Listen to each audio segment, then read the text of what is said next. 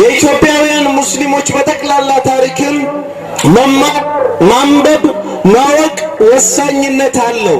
ትናንትን የማያውቅ ሰው ዛሬን አያውቅም፣ ስለ ነገውም እርግጠኛ አይደለም። ወዴት እየተጓዘ እንደሆነ የተጨበጠ እይታ የለም።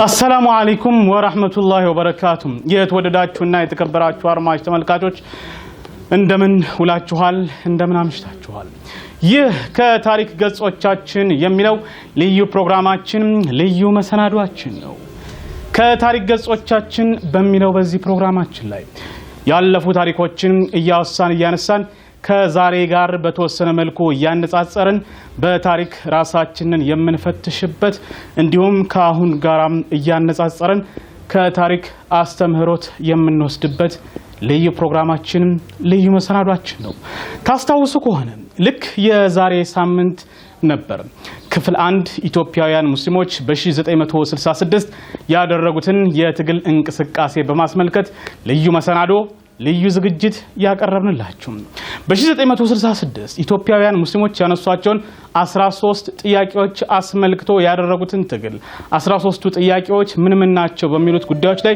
ከዚሁ ከአህመዲን ጀበል ከእስር ቤት ሆኖ ባበረከተልን ሶስቱ አጼዎችና ኢትዮጵያውያን ሙስሊሞች ከሚለው መጽሐፍ ላይ በልዩ ሁኔታ መቃኘታችን መዳሰሳችን የሚታወቅ ነው በርግጥም ኢትዮጵያውያን ሙስሊሞች በ1966 ያደረጓቸው የትግል እንቅስቃሴዎች ሁላችንም ልንማርባቸው ዛሬ ላይ ሆነን ትምህርት ልንቀስምባቸው የሚገባ መሆኑ ስለ ትላንት የማያውቅ ስለ ነገው እንዲሁም ዛሬ ስላለበት አካሄድ እርግጠኛ ሆኖ መናገር አይችልም ይለናል የታሪክ ምሁሩም አህመዲን ጀበል ሙስሊሞች በተክላላ ታሪክን መማር ማንበብ ማወቅ ወሳኝነት አለው ትናንትን የማያውቅ ሰው ዛሬን አያውቅም ስለ ነገውም እርግጠኛ አይደለም ወዴት እየተጓዘ እንደሆነ የተጨበጠ እይታ የለም ለኢትዮጵያውያን ሙስሊሞች ምሳሌ የሚሆኑ ኢትዮጵያ ውስጥ ኢንተሌክቹዋል ዕውቀት እንዲስፋፋ በዲኑም በሳይንሱም በተለያየ ዘርፍ በዛ ዘመን ያደረጉት ተጋድሎና ያስቀመጡት ታሪካዊ አሻራ ቀላል አይደለም ይሄንን ስንል ኢትዮጵያውያን ሙስሊሞች በተለያዩ ዘመን በተነሱ አጼዎች የደረሰባቸው እንግልት የደረሰባቸው እምነት የማስለወጥ ዘመቻ ተጽዕኖ አላደረገም ማለት አይደለም በተለይም መንግስታቶቹ በነበራቸው የሃይማኖት ፖሊሲ የኢስላም ሀገሩ መካ ያሞራ ሀገሩ ዋርካ በሚል ኢትዮጵያውያን ሙስሊሞች ላይ የደረሰው መከራና በደል ይሄንን ታሪክ ዛሬ የምንማረው ለመበቃቀል አይደለም ትናንት የበደሉትም የተበደሉትም አልፈዋል አሁን ያለው አዲስ ትውልድ ነው ነገር ግን የትናንቱ ታሪክ መታወቅ አለበት የትናንቱ ስህተት መታረም አለበት ስለሆነም ያንን ታሪክ ላይደገም ተረስቶ እንዳይቀር እንማራለን እናስተምራለን ይሄን ያህል መስዋዕትነት ተከፍሎ ዛሬ በእኛ እጅ የደረሰው ዲን ምን ያህል አንድነታችንን ጠብቀን እየተማማረን እየተራረምን እየተወያየን ልብ ለልብ ተገናኝተን አንድ ሆነን ዲናችንን ይዘን በአንድነት ጸንተን እኛ ላይ የደረሰውን ዲን እኛ ጋር የደረሰውን እስላም ምንም ሳይሸራረፍ ምንም ሳይበረዝ በይሁዳም ይሁን በማንም ሴራና ተንኮል ሳይሸራረፍ ወደፊት ማስተላለፍ ምን ያህል ኃላፊነቱ ከባድ እንደሆነ ከትናንቱ ማየት ይቻላል በርግጥም በ1966 ኢትዮጵያ ሙስሊሞች ያደረጉት እንቅስቃሴ አሁን በዘመናችን ከተደረገው እንቅስቃሴ ጋር የሚያመሳስላቸው እንዲሁም የምንማርባቸው በርካታ ቁም ነገሮች መኖራቸው አለ የማይባል እውነታ ነው። 13ቱን ጥያቄዎች ለመንግስት ካቀረቡ በኋላ የተሰጣቸው ምላሽ ጠብቁ የሚል ነበር። ይህን ተከትሎ ምን ጉዳዮች ተከናወኑ የሚለውን ልንተርክ ቃል ተገባብተን ነበረ ፕሮግራሙን ያቆምነው። እነሆ ካቆምንበት እንቀጥላለን። ይህ ከታሪክ ገጾቻችን የሚለው ፕሮግራም ነው። አዘጋጅና አቅራቢ አብዱራሂም አህመድ። መልካም ቆይታ።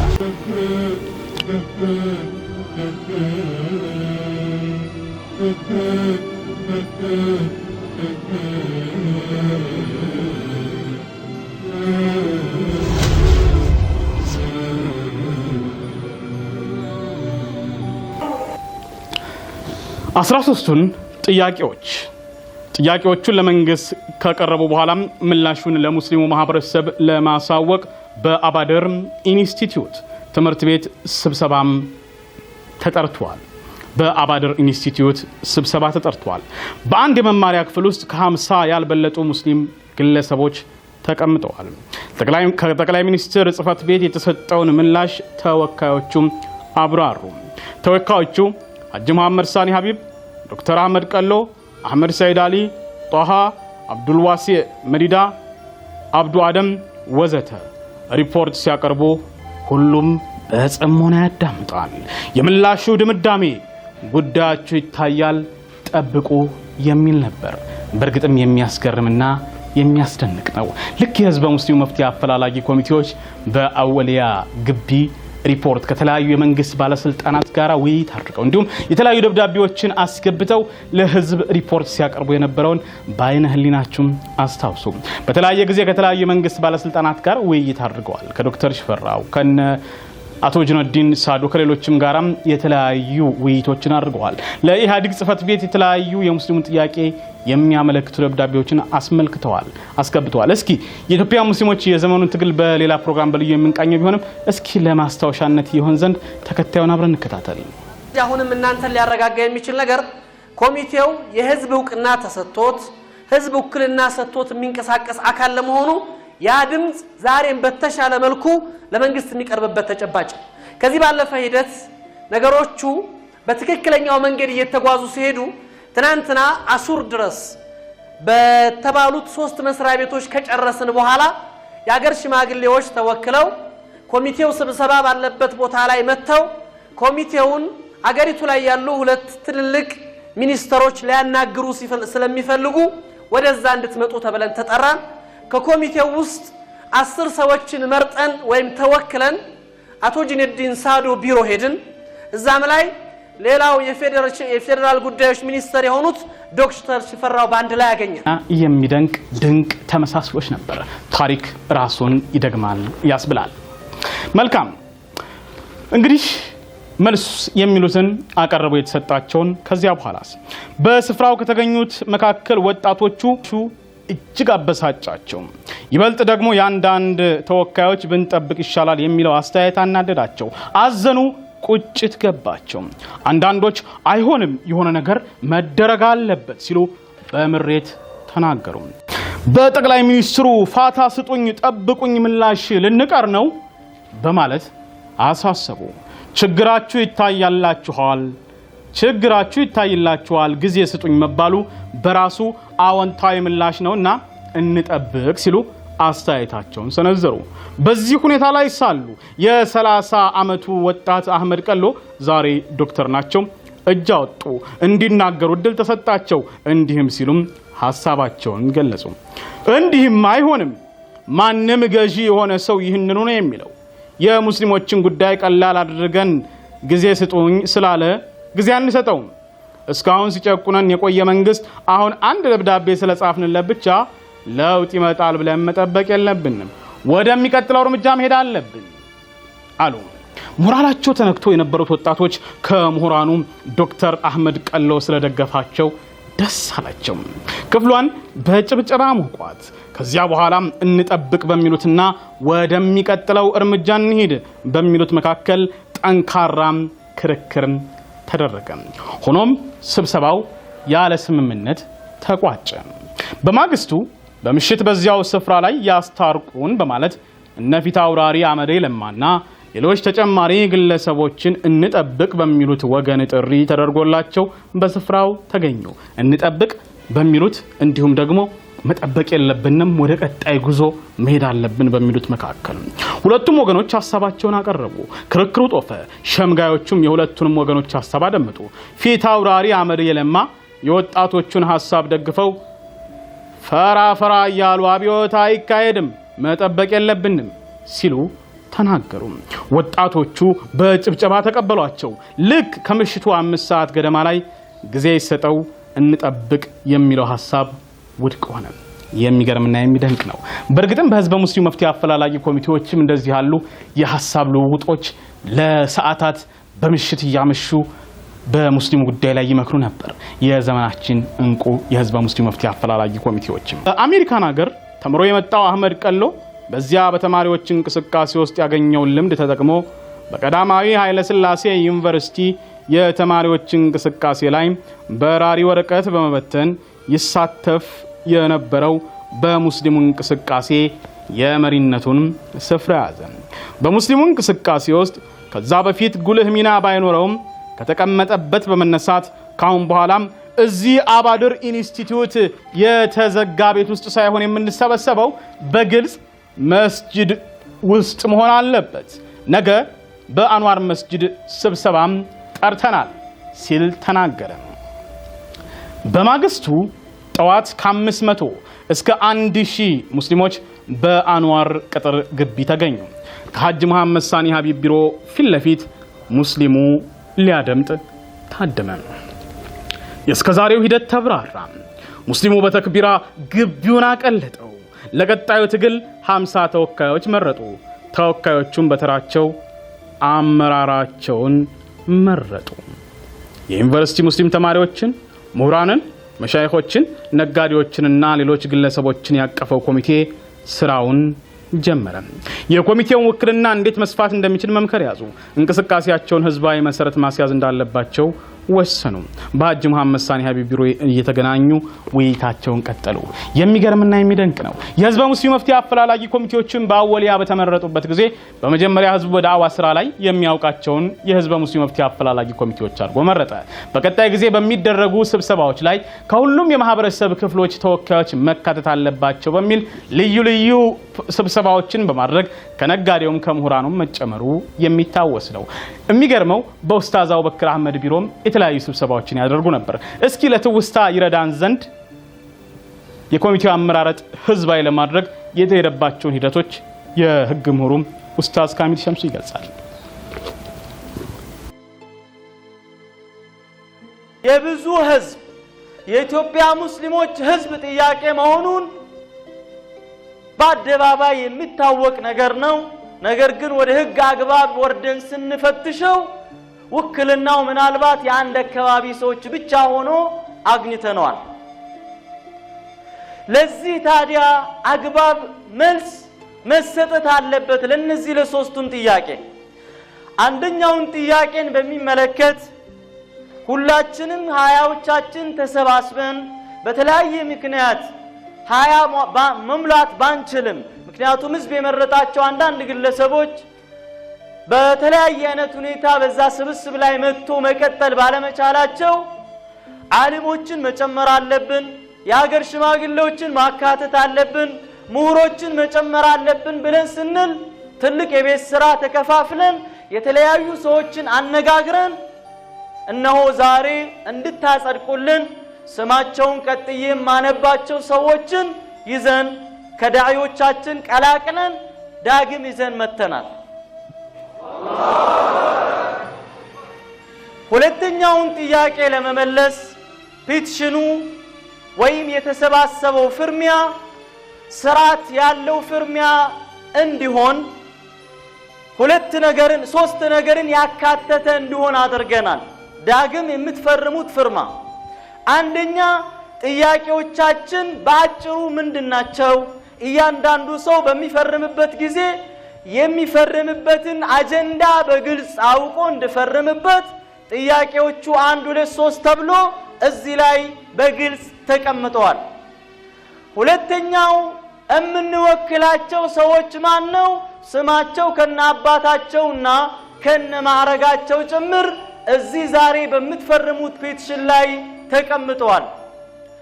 በሶስተኛ ደረጃ በምትፈርሙበት ጊዜ ልታሟሉ የሚገቧቸው መሰረታዊ ጥያቄዎች ስማችሁ ከነ አባታችሁ ሙሉ ስም በሚል አድራሻ፣ ክፍለ ከተማ፣ ቀጠለው አካባቢ፣ ስልክ ቁጥራችሁና ፍርማችሁ ስኖር ብቻ ነው በትክክል ይህ ጉዳይ ነው ብላችሁ እኛን ለመወከላችሁና ወደምንሄድበት አቅጣጫ በሙሉ ኃላፊነት ያለምንም ስጋት ህግን ህገ መንግስትን መሰረት አድርገን እንድንሄድ ሊያደርገን የሚችለው ማለት ነው።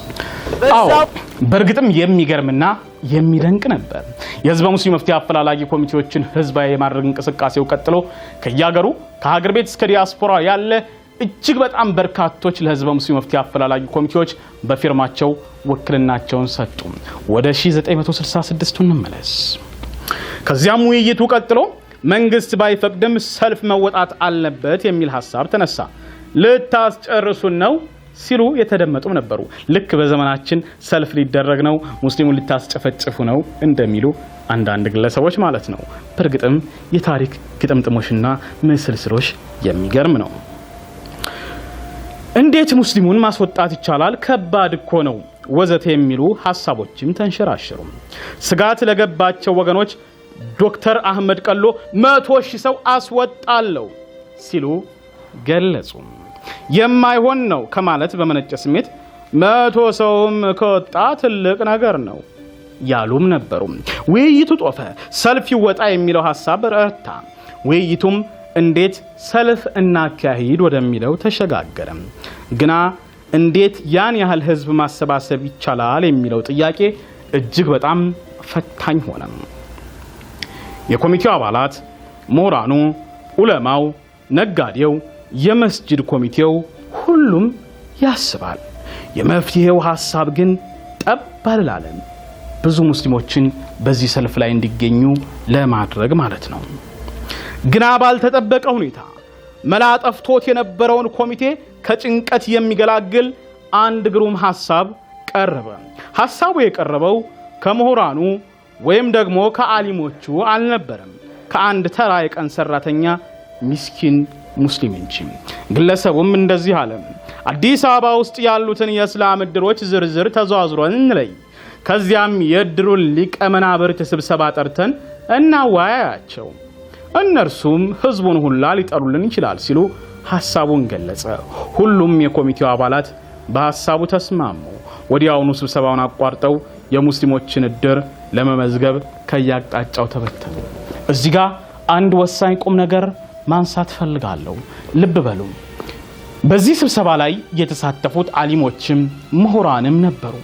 ነገር ግን ህዝቡን እንዴት ወደ ስብሰባ እንጥራው ብለው በተጨነቁበት ሰዓት መፍትሄ ያቀረበው ተራ ተብሎ የሚታሰብ አንድ ሙስሊም ነበረ።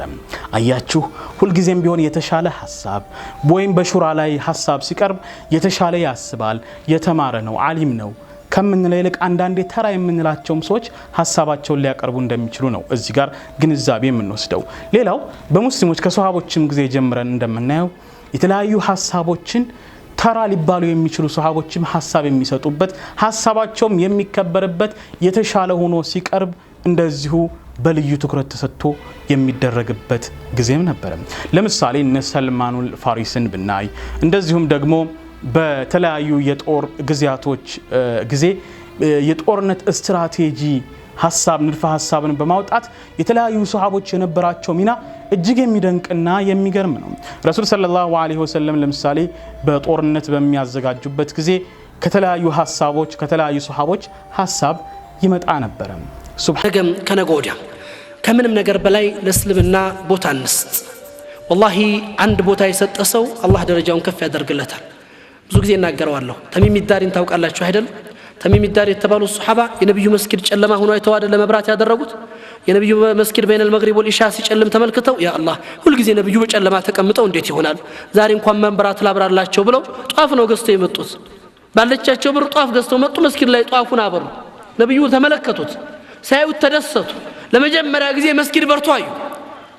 ያ ተሚም አስዓደ አላሁ ዱንያከ ወአኺረተክ፣ كما أسأتني دنيا آخرهن الله يسدسته እንዳስደሰትከኝ ያሉት ረሱላህ ሰለላሁ ዐለይሂ ወሰለም ነብዩ ዱዓን ያደረጉት اللهم أسعده دنياه وآخرته ጌታዬ ዱንያ አኺራውን አስደስተው አሉ ረሱላህ ሰለላሁ ዐለይሂ ወሰለም የሰሩት ስራ ምንድነው የቻሉት ነገር ነው ይሄ ከምን የመነጨ ነው ውስጣቸው ካለው ፍቅር የመነጨ ነው ከሰጡት ቦታ ከሰጡት ግምት የተነሳ ነው አንተም እኔም ቦታ መስጠት ከቻልክ የሆነ ነገር ማበርከት ትችላለህ نعم ለመዋቅፍ እኮ ነው አይደለም ሰልማን አልፋርሲ አህለ البيت ረሱላህ ያደረገው خندق لا يوسدوا موقفنا خباب بن عادي يعني خباب بن منذر يعني الموقف يا سطو ሁለት ቦታ የሰራው ስራ በድርና የخندق ዘመቻ ላይ يا رسول الله هذه منزله الذي انزلك الله اياها እቺ ያለህባት ቦታ እውነት አላህ የመረጠናት የርሶ ምርጫ ናት يا رسول الله አላቸው አይ ራሴ ምርጫ ነው አሉት እንግዲያውስ يا رسول الله ስትራቴጂክ ቦታ ነው ወረጡ እኛ ለአደጋ የሚያጋልጥ ቦታ ላይ ነው ያሉት ቦታው የኛ ቦታ መሆን ያለበት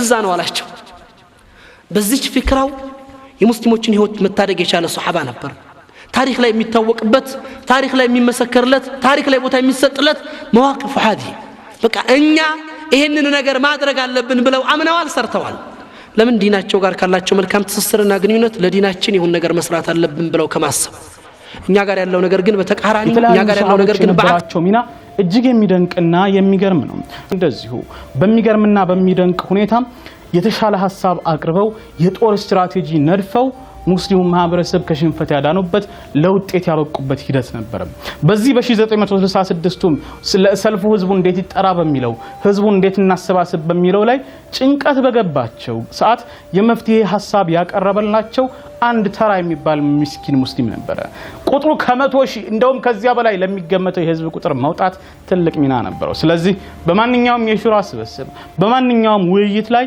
እከሌ እንደዚህ ነው ብለን መናቅ የለብንም ያ ሰው ማንኛውም ሰው የሚሰጠው ሐሳብ መደመጥ አለበት እንጂ የግድ የተማረ ስለሆነ ወይም ሼክ ስለሆነ ወይም ዓሊም ከሆኑት ብቻ አይደለም ይሄ ነገር የሚጠበቀው በነገራችን ላይ ይህን ስል የዓሊሞችንና የተማሩ ሰዎችን ክብር መንካት ፈልጌ አይደለም እነሱ የሚያቀርቡት ሐሳብ እጅግ የበሰለ የመጠቀም ሆኖ ይታወቃል ነገር ግን ተራ ብለን ከመናስበውም ሰው የሚወጡ ሐሳቦች የሚወጡ አይዲያዎች መናቅ የለባቸውም ማህበረሰቡን በተሻለ ሁኔታ ሊጠቅሙ የሚችሉ ሐሳቦች የሚወጡበት ጊዜ ይኖራል ሴቶች ናቸው አቅመ ደካሞች ናቸው እንደዚህ ናቸው ብለን ልናጣጥል አይገባም የሚለው መልእክት ነው ለማስተዋወስ የፈለኩት መልካም ታሪካችንን እንቀጥል ከዚያም የኮሚቴው አባላት በዚህ ሐሳብ ተስማሙ ወዲያውኑም ስብሰባውን አቋርጠው የሙስሊሞችን እድር ለመመዝገብ ከየአቅጣጫው ተበተኑ 50 የሙስሊም እድሮችን ስም ዝርዝር ይዘው ተመለሱ ሊቀ መናብርቱም ስብሰባ ጠሩ መጡ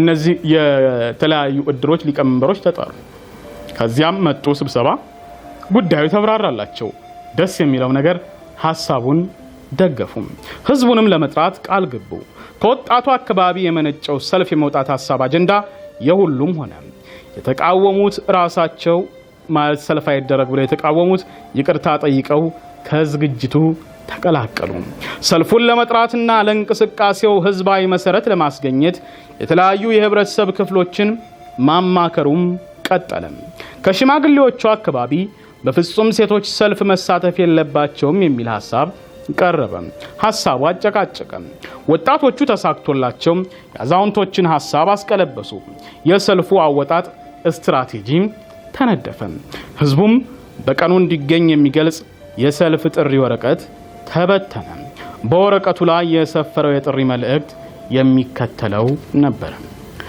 በአዲስ አበባ ከተማ ለምትገኙ ኢትዮጵያውያን እስላሞች ሰሞኑን በህዝቡ መራጭነት የተቋቋመው ኮሚቴ በህዝቡ ፍላጎት መሰረት ትዕይንተ ህዝብ ሰላማዊ ሰልፍ የሚያደርግበትን መንገድ ካጠና በኋላ የሚከተለውን ውሳኔ አስተላልፏል ይሄውም ምንም እንኳን እናት ሀገራችን በአሁኑ ጊዜ በኢኮኖሚና በሶሻል ችግር ላይ ያለች መሆኗ ቢታወቅም በእኛ ኢትዮጵያውያን እስላሞችና በአገሪቱ ላይ ያለውን ችግር የጋራ መፍትሄ ያስገኛል ብለን ያመንበትን ጥያቄ ለማቅረብ ጊዜውና ሁኔታው አስገድዶናል ስለዚህ በአዲስ አበባ ከተማ የምትገኙ ነጋዴዎች የመንግስትና የግል ድርጅት ሰራተኞች ተማሪዎችና በልዩ ልዩ የሥራ መስክ ላይ ያላችሁ ሁሉ ጾታን ሳይለይ ለዚህ ለተቀደሰ ዓላማ እንድትሰለፉ ይሁን ትዕይንተ ህዝቡ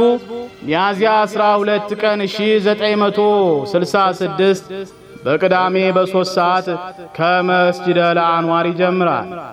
ኢትዮጵያውያን እስላሞች ይላል ደብዳቤው። ልብ በሉ ከ13ቱ ጥያቄዎች አንዱ ኢትዮጵያውያን ሙስሊሞች ተብለን እንጠራ የሚለው ነበር። በጣም የሚገርም ነው። በኢትዮጵያ ውስጥ የሚኖሩ እስላሞች ነበር የሚባሉት ልክ እንደሌላው ዜጋ ሁሉ ማለት ነው። በጣም ያስገርማል። ብዙ ጭቆናዎች በአፄ ኃይለ ሥላሴ ይደረጉ ነበር። ዛሬ አንዳንዶች እውነታ ለመካድ የተለያዩ ጥረቶችን ሲያደርጉ በአፄ ኃይለ ሥላሴ ሙስሊሞች መብት የተከበረ አስመስለው ሲናገሩ እጅግ የሚያስገርምና የሚያስደንቅ ነው። የኃይለ ሥላሴን ጉዳይ በሌላ ጊዜ የምንመለስበት ይሆንና ወደ ሰልፉ እንመለስ። ይህ ሁሉ ሲሆን የመንግስት የደህንነት አካላት ሰልፉን ለማሰናከል አስተባባሪዎችን በተለይም ወጣቱን ክፍል ያሳድዱ ነበር። ከወጣቱ መካከልም በዋናነት በእነ ዶክተር አህመድ ቀሎና ጉለሚና ባላቸው ላይ ዛቻና ማስፈራሪያም በተደጋጋሚ ይፈጸም ነበር። ሰፈር በመቃየር ራሳቸውን በመለዋወጥና ከደህንነት ለሚደርስባቸው ዛቻና ማስፈራሪያ የፈለጉትን ያምጡ ሲሉ ራሳቸውን አሳምነው በተግባር ገፉበት። አሁንም እዚህ ነጥብ ልናነሳ ወደድኩኝ። የዚህ መጽሐፍ ደራሲ ኡስታዛችን አህመዲን ጀበልን ጨምሮ ኡስታዝ አቡበክር አህመድ የሚያደርጉትን ትግል እንዲያቆሙ በመጀመሪያ የታሰሩበት ጊዜ ነበር። የኋለኛው ሁሉም በጅምላ ከመታሰራቸው በፊት ለተወሰነ ጊዜ የታሰሩበት ማስፈራሪያ የተደረገበት ሂደት ነበር። ማስፈራሪያችሁ ግን ምንም አያመጡም፣ የፈለጋችሁትን ብትተኩሱ የፈለጋችሁትን ነገር ብታደርጉ ወደ ኋላ ታስቀሩንም ብሏቸው ነበር ጀግናው አህመዲን ጀበል። እስኪ ይህን ታሪክ የምናወሳው ከዛሬ ጋር እያገናኘ እንደምንማርበት ነውና ባልደረባችን ሷዲቅ አህመዲን ጀበል እስሩ ማስፈራሪያው ከተፈጸመበት በኋላ የጻፈውን ማስታወሻ በልዩ መልኩ አቅርቦት ነበር። አያያዛቸውን የደረሰባቸው ማስፈራሪያ በደህንነቶች እሱን ተከታትለን እንመለስ። መልካም ቆይታ።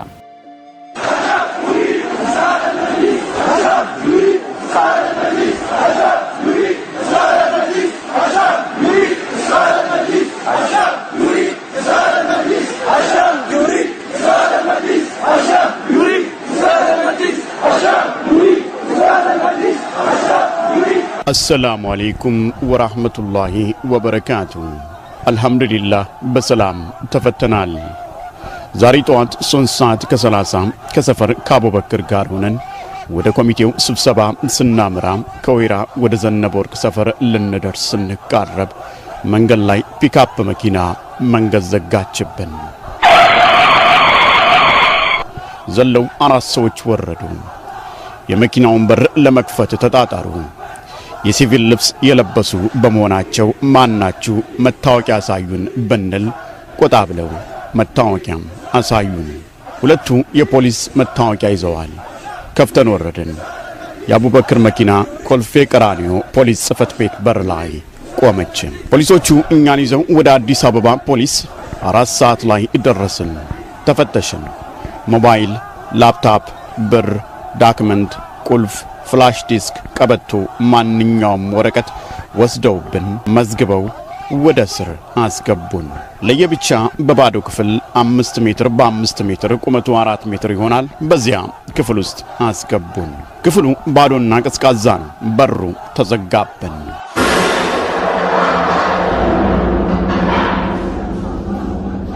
እንደገባው አዱሃ ሰገድኩና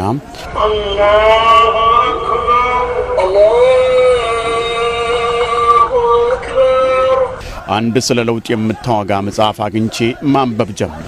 40 ገጽ እንደደረስኩ አንድ የደህንነት ኃላፊ የሚመስል ሰው በአራት ፖሊሶች ታጅቦ በሯን ከፍቶ ገባ። ማነህ?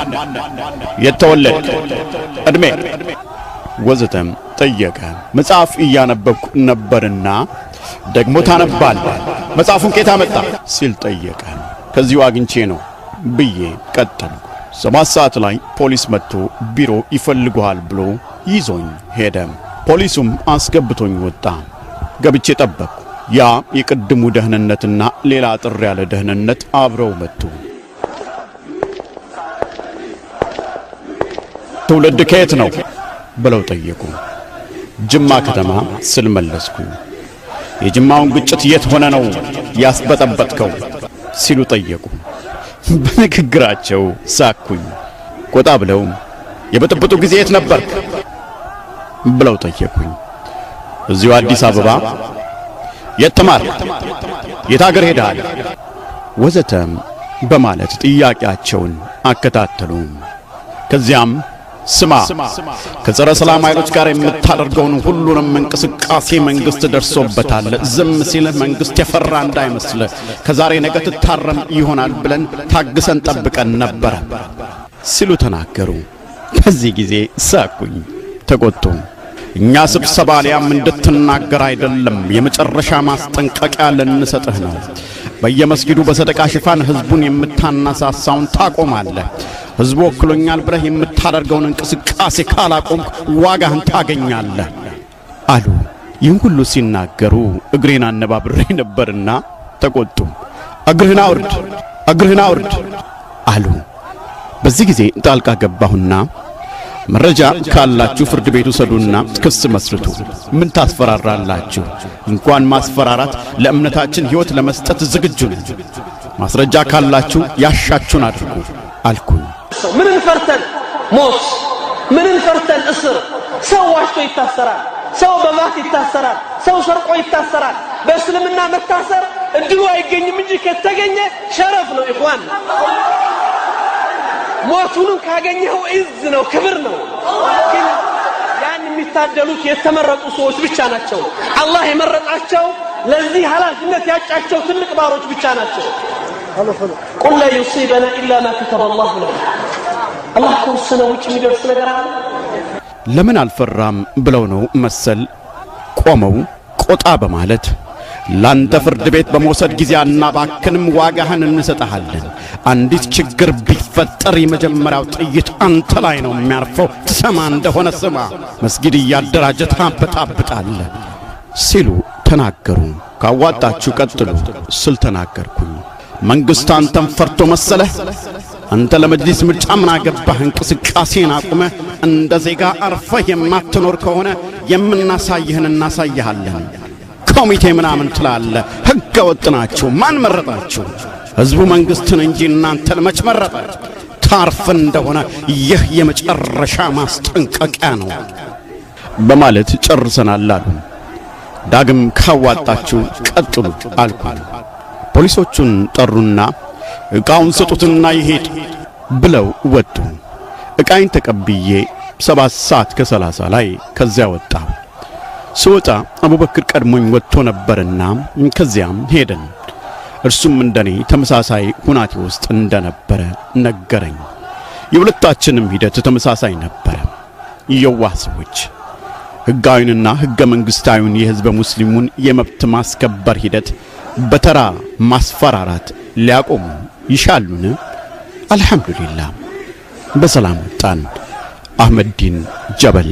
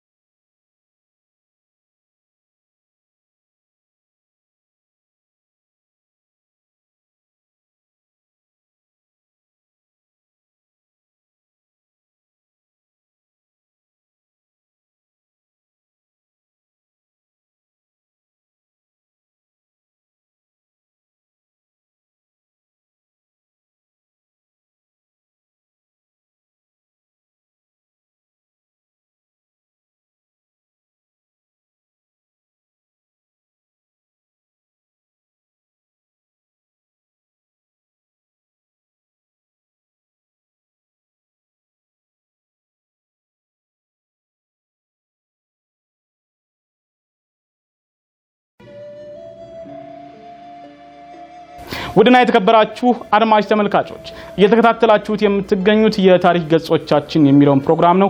የፕሮግራሙ አዘጋጅ ደግሞ እኔ አብዱራሂም አህመድ ነኝ። ቀደም ሲል የሰማችሁት ከ1966 በሰልፉ አስተባባሪ በእነ አህመድ ቀሎ ላይ ይደረግ የነበረውን ዛቻና ማስፈራሪያ አነሳንና ከዛሬው ጋር አሰናስለን አያይዘን የታሪክ ምሁሩ አህመድ ዲን ጀበል በጻፈው ማስታወሻ ላይ ይደርስ የነበረውን ዛቻና ማስፈራሪያ አስመልክቶ የገለጸበትን ሂደት ነበረ። እንግዲህ ትላንት በ1966 ስም ሰልፉን ለማስቆም ማስፈራሪያዎች ነበር በአፄ ኃይለ ሥላሴ ዘመን። በዘመነ አፄ መለስ ጊዜም ተመሳሳይ ዛቻ ማስፈራሪያዎች ይደረጉ እንደነበር የአምባገነኖችን ምስስሎች የሚያሳይ በመሆኑ ነው። ወደ 1966ቱም እንመለስ። በነ ዶክተር አህመድ ቀሎ እና ጉልህ ሚና ባላቸው ላይ ዛቻና ማስፈራሪያ እንዲሁም የተለያዩ ትንኮሳዎች ይደረጉ ነበር። ይህንን ግን ሰፈር በመቃየር ራሳቸውን በመለዋወጥና ከደህንነት ለሚደርስባቸው ዛቻና ማስፈራሪያ የፈለጉትን ያምጡ ሲሉ ራሳቸውን አሳምነው በተግባራቸው ገፉበት።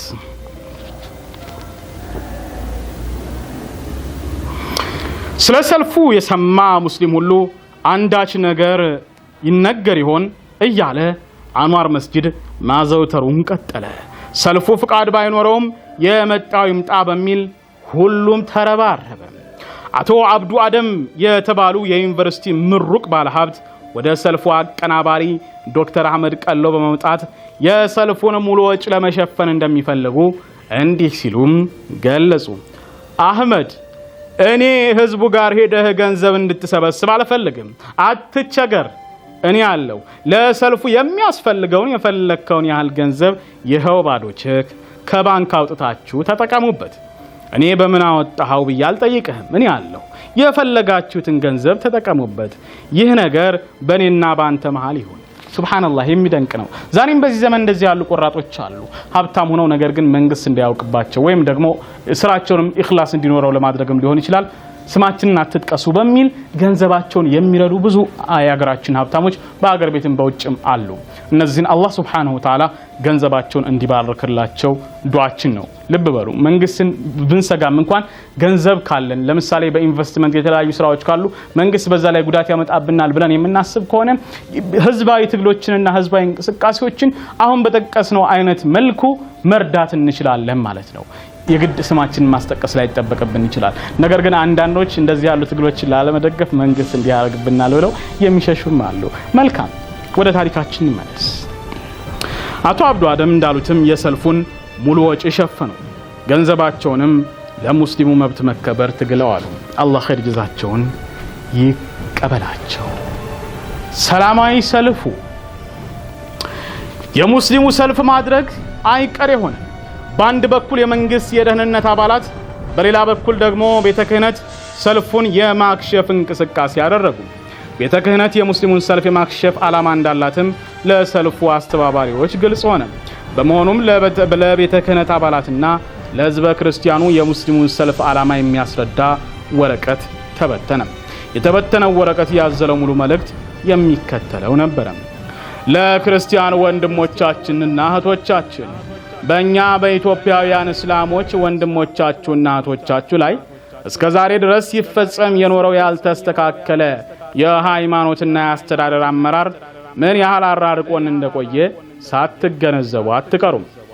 እኛ የተነሳንበት ዋናው ዓላማ በአብዛኛው የዓለም ክፍሎች እንዳለ ሁሉ መንግስት ከሃይማኖት የተለየ ሴኩላር አመራር እንዲኖረው፣ ይህ ሳይቻል ደግሞ የኛ ሃይማኖትም የመንግስት ሙሉ ድጋፍ የሚደረግለት ለመሆኑ በህግ እንዲረጋገጥልን ነው።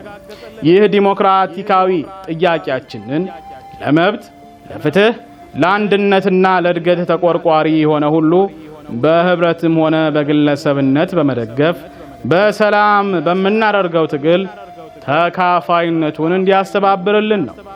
ኢትዮጵያ ሀገራችን በአሁኑ ጊዜም በኢኮኖሚና በሶሻል አቋም ላይ የደረሰው ችግር ተባብረን ለመወጣት እንድንችል በሃይማኖትና በአስተዳደር በኩል ያለውን የልዩነት መንፈስ እንዲወገድ በመናደርገው ጥረት ሁሉ እናንተም እንድትተባበሩን እንጠይቃችኋለን። ከደማችሁ ደማችን ከስጋችሁ ስጋችን ከመልካችሁም መልካችን እስካልተለየና በመሰረቱ አንድ ህዝብ መሆናችን እስካልቀረ ድረስ በሃይማኖት ምክንያት ብቻ ያለውን መነጣጠል ብናስወግድ ለሀገሪቱ እድገትና ለህዝቧም አንድነት የበለጠ የሚጠቅም መሆኑን ጥርጥር የለውም። ስለዚህ ይህንኑ ለአንድነታችን ማጠናከሪያ ለውዲቷ ሀገራችን መገንቢያ አይነተኛ መሳሪያ የሆኑትን ዲሞክራቲካዊ ጥያቄዎቻችንን ለመንግስት በሰላማዊ መንገድ ለማቅረብ ሚያዝያ 12 ቀን 1966 በአዲስ አበባ ከተማ ትዕይንተ ህዝብ ሰላማዊ ሰልፍ ስለምናደርግ በዚህ ጊዜ ለምታደርጉልን ትብብር ምስጋናችንን በቅድሚያ እንገልጻለን። ወንድሞቻችሁና እህቶቻችሁ የኢትዮጵያውያን እስላሞች ይላል ቤተ ክህነት የተጻፈው ደብዳቤ። ከወረቀቱ በተጨማሪ የቤተ ክህነትን አንዳንድ ክርስቲያን ምሁራን በአካል ቀርቦ ማሳመን ይገባል የሚል ሐሳብ ቀረበ። ወደ ቤተ ክህነት አባቢያ አባ ጆቢር ተላኩ። ሌሎች ደግሞ ክርስቲያን ምሁራንን ለማናገር ተላኩ። ዓላማችን በእናንተ ላይ ጦርነት ለመክፈት አይደለም። ሁላችንም ወንድማማቾች ነን። የናገር ለማሳደግ ውህደታችንን ማጠናከር አለብን። እናንተ ከኛ ጎን መቆም አለባችሁ በማለት ሊያስረዱ ብዙ ሞከሩ። ቤተ ክህነት ኢትዮጵያ የክርስቲያን ደሴት ናት ብላ ስለምታምን አባቢያ ሳይሳካላቸው ተመለሱ። ሁሉም ነገር ከቁጥጥር ውጭ የሆነ መሆኑን የተረዳው ጠቅላይ ሚኒስትር እንዳልካቸው መኮንን ሰልፉን የማክሸፍ የመጨረሻ ሙከራ አደረገ። በቴሌቪዥን የህዝበ ሙስሊሙ ጥያቄ እንደሚታይና ሰልፍ እንዳያደርጉ በሚል ጥሪ አደረገ። ሐሙስ ሚያዝያ 10 ቀን 1966 በሚቀርቧቸው ሙስሊሞች በኩል የሰልፉን አስተባባሪዎች በማግባባት ለማስቆም ቤተ መንግስት ጠሯቸው። ሙስሊሞችም ከስፍራው ተገኙ። ሰልፉን ማስቆም እንደማይቻልና እነርሱም እንደማይችሉም አስረግጠው ተናገሩ። የሙስሊሙን ሐሳብ ዶክተር አህመድ ቀሎ ከእጃችን ወጥቷል፣ ይህ የህዝቡ ሰልፍ ነው፣ እናስቆመው ብንል ድጦን የሚሄደው ማስቆም አይቻልም ሲሉ ለጠቅላይ ሚኒስትሩም በማጠቃለል ነገሯቸው። የሙስሊሞችን ሁኔታ ያስተዋለው ጠቅላይ ሚኒስትር እንዳልካቸው ከልብ ካለቀሱ እምባ አይገድም ሲል ከተረተ በኋላ በሰላም እንዲጠናቀቅ አደራ ሲል ተማጸነ። ሙስሊሞቹም ሰላም አስከባሪ የፖሊስ ኃይል እንዲመደብ ጠየቁ።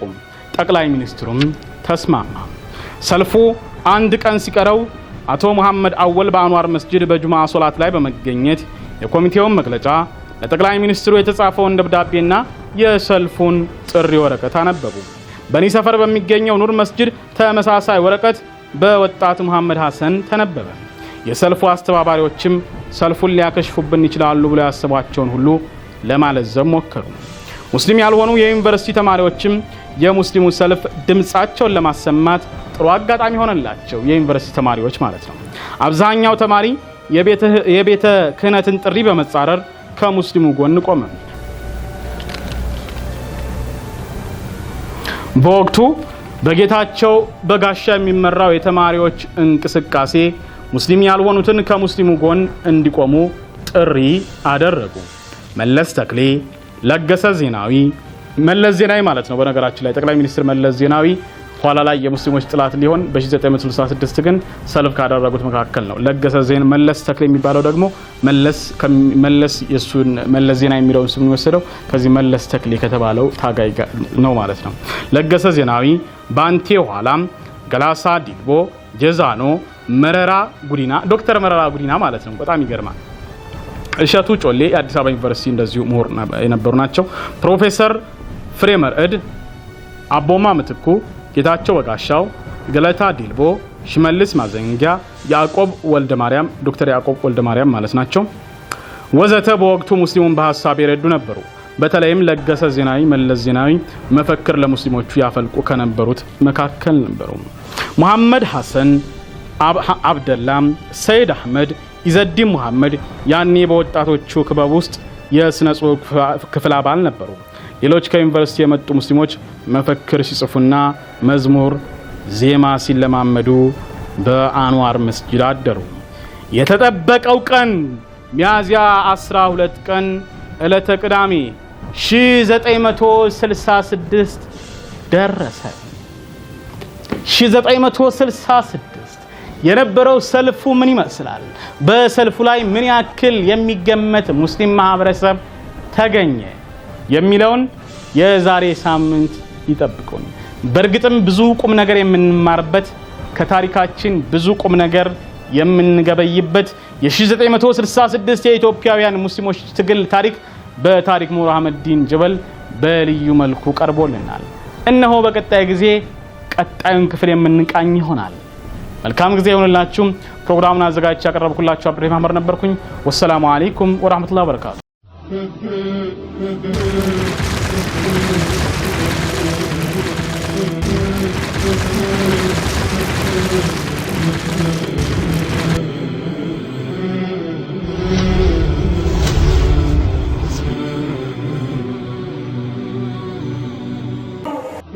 የኢትዮጵያውያን ሙስሊሞች በጠቅላላ ታሪክን መማር፣ ማንበብ፣ ማወቅ ወሳኝነት አለው። ትናንትን የማያውቅ ሰው ዛሬን አያውቅም፣ ስለ ነገሩም እርግጠኛ አይደለም። ወዴት እየተጓዘ እንደሆነ የተጨበጠ እይታ የለም።